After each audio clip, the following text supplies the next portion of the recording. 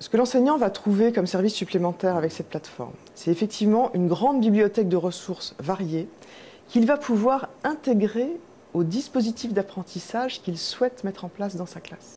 BIC Éducation, qui s'est justement construite sur la base du HTML5, du EPUB, de ces formats ouverts pour accueillir des contenus qui viennent du web, des contenus qui viennent de format PDF par exemple, des fichiers MP3, et puis d'une manière plus générale, tous les documents à plat, les documents 2D que les enseignants auront dans leur propre bibliothèque sur leur ordinateur.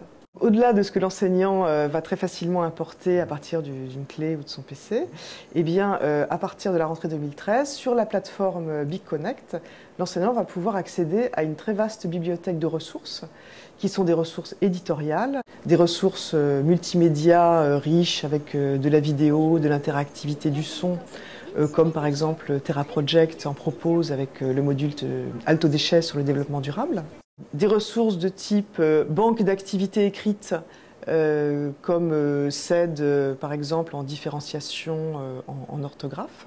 Les éditions Accès par exemple proposent des activités interactives de logique et de situation problème sur la base de sudoku animaux, donc avec un univers autour des animaux de la savane, un autre univers autour des animaux de la ferme. On a développé Alto Déchets comme on développe aujourd'hui la forêt durable en partenariat avec les éditions Des rôles pour l'avenir avec cette technologie-là et on a testé très récemment le comportement de Alto Déchets sur BIC Connect et en fait c'est une surprise plutôt agréable parce que finalement ça se comporte très très bien, on n'a pas dû faire ou quasiment très peu d'adaptation informatique. C'est rassurant sur l'interopérabilité de nos technologies d'une part, et puis aussi sur le fait que cette plateforme de BIC Éducation est en mesure de pouvoir lire des applications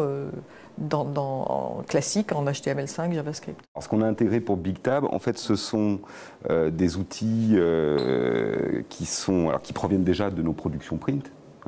Donc au départ, ce sont des fichiers sur lesquels les élèves vont écrire et qui ont la particularité de travailler sur la différenciation. C'est-à-dire que pour un même item, une même notion que les élèves doivent travailler, eh bien on va aborder cette notion en termes d'exercice sur des niveaux différents. On est dans l'innovation. Voilà, moi c'est vraiment ce que je trouve passionnant dans ce projet-là. Créer un produit, nous éditeurs papier, on crée des produits qui sont reliés par nature, j'ai envie de dire.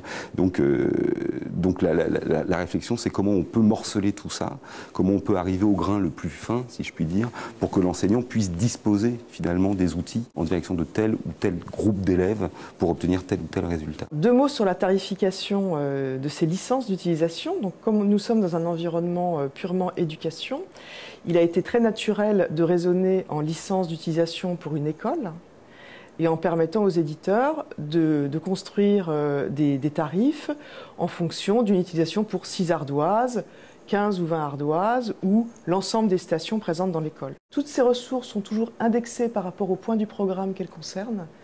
Donc c'est très facile pour l'enseignant après de les rapprocher de ses objectifs pédagogiques et de les insérer dans ses propres séances. Les enseignants vont pouvoir également publier eux-mêmes des supports pédagogiques qu'ils auront créés, des supports originaux, et ils vont pouvoir les publier par exemple sous forme de séances organisées, accompagnées d'un descriptif de séance à destination de leurs collègues. BIC se positionne comme un agrégateur de contenu, je dirais en toute modestie et en toute ambition aussi. Il y a des enseignants en fait qui ont besoin de séquences clés en main. Il y a des enseignants qui sont plus ouverts à construire eux-mêmes leurs séquences. Donc c'est intéressant que ça puisse exister. Le problème de l'édition papier, c'est que forcément les séquences sont fermées, finies et on ne peut plus y retoucher. Là, l'intérêt, c'est qu'elles peuvent évoluer aussi en fonction du contexte.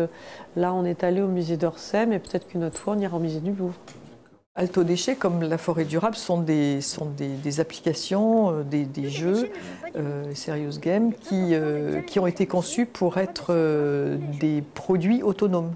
Dans le cadre de la plateforme BIC Éducation, ça les met dans un contexte qui est intéressant parce que ça permet aux enseignants de pouvoir enrichir le module en lui-même, de pouvoir l'intégrer dans des séances pédagogiques. La plateforme BigConnect, en réalité, c'est un environnement extrêmement ouvert, où on va pouvoir trouver des ressources de toutes sortes, y compris qui n'avaient pas été pensées pour cet environnement BigConnect à l'origine, mixées avec d'autres types de ressources au sein de séances en fonction des objectifs pédagogiques et des cas particuliers.